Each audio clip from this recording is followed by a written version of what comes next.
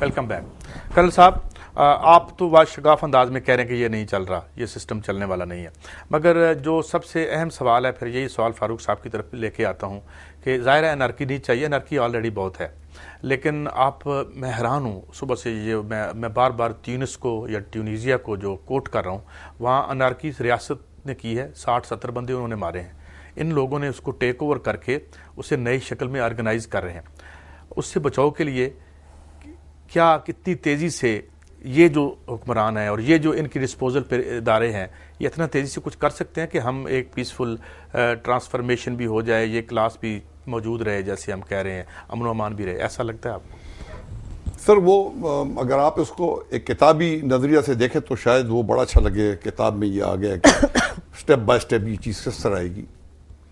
اگر اس وقت ابھی ہمارے پاس ٹائم ہے, اگر اس وقت ہم نے کرپشن ختم نہیں کی اور ہم نے یہ نظام کی بدلی کے لیے انیشیٹو شروع نہیں کیا, تو پھر میں سمجھتا ہوں آگے جو فیوچر ہے وہ ایک ریولوشنری فیوچر ہے اور انہی لوگوں نے سڑکوں پر نکلنا ہے. موسٹ پروبلی ابھی یہ جو جمہوریت ہماری آئی ہے 9-10 سال کے بعد, may be certain sect of people یہ ٹرائی کرنا چاہتے ہیں کہ جمہوریت کیا ڈیلیور کر رہی ہے, اور اگر ابھی بھی ہم نے ڈیلیور نہیں کیا تو فیوچر کو سر نظام جو ہے میں پھر وہ دیکھ رہا ہوں کہ لوگوں نے باہر نکل آنا ہے. And this country. اچھا, جب آپ اپنی کانسٹیچوئنسی میں جاتے ہیں, یہ ضمن سوال ہے, کیا لوگ سوال کرتے ہیں آپ سے؟ ظاہر ہے you meet people, they voted for you and they will vote for you. وہی میں کہتا ہوں کہ جب میں جاتا ہوں ادھر, لوگوں کے مسئلے مسائل ایگریکلچر کے سب سے ٹاپ پرائیورٹی کو پر ہمارا ایگریکلچر کا ہے, ایگریکلچر کا کہ جی بجلی نہیں ہے, ٹیوب ویل نہیں چل رہا ہے, کھاد نہیں مل رہی ہے یا مہنگی ہے, بیج نہیں مل رہا ہے اس بار یا مہنگا ہے. You see now everything is agriculture related. کتنا میں بھاگوں گا, how much am I going to fight this system. ٹھیک ہے نا جی, میں کس کس کو بیج دوں گا, کس کس کو میں کھاد پرووائڈ کروں گا, کتنے میں ٹیلی فون ایس ڈی او ایکسیون کو کروں گا کہ یار رات کو بجلی بند مت کرو, let them water their agriculture lands. کدھر کدھر میں جاؤں گا ایک آدمی, کیا when this complete system is روٹن.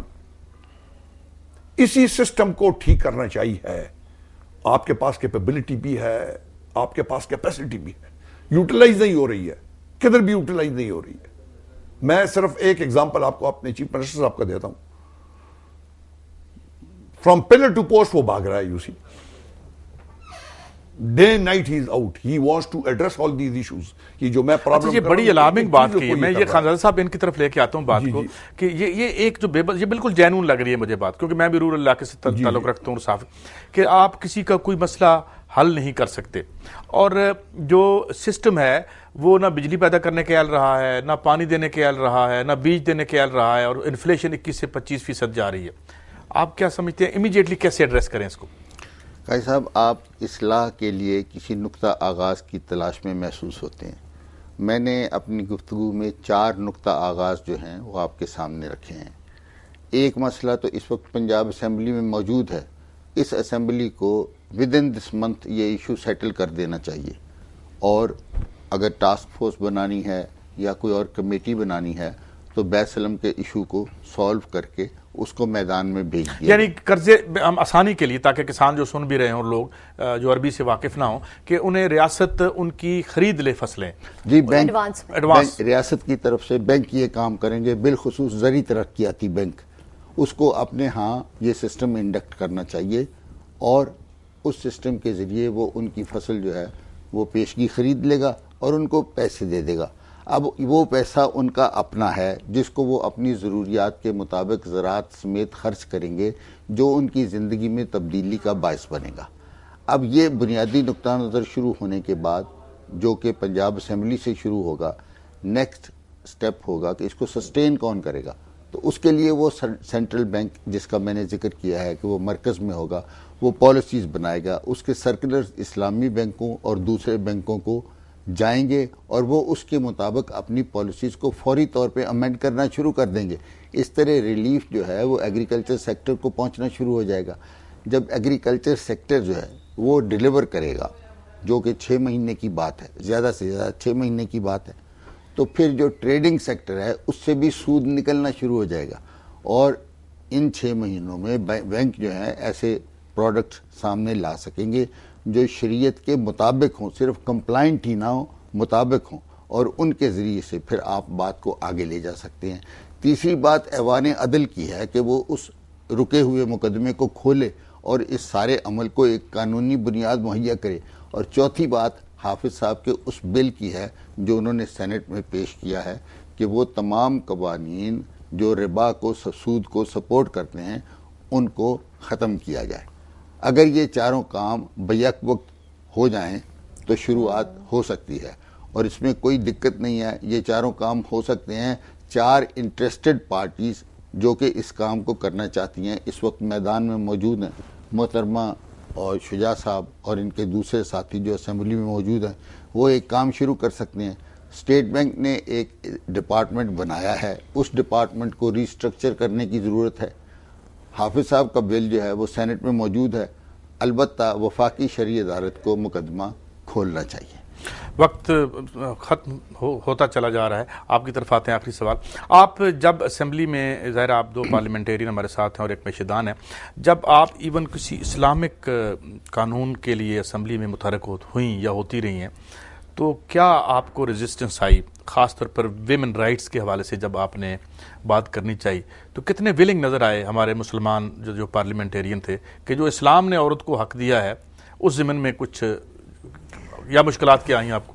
دیکھیے جی، پرابلم یہ ہے کہ جو لوگ آپ سے اگری کرتے ہیں وہ خاموش رہتے ہیں، جو آپ کو اپوز کرتے ہیں وہ بہت شور مچانے والے ہیں، اور ان کو بھی میں زیادہ بلیم اس لیے نہیں کرتی کیونکہ اگنورنس بہت زیادہ ہے۔ ہر انسان نے ایک اپنا ہی ورژن آف اسلام بنایا ہوا ہے، اور مولوی کا اسلام، معاف کیجیے گا، نبی پاک صلی اللہ علیہ وسلم کے اسلام سے بڑا ہو گیا۔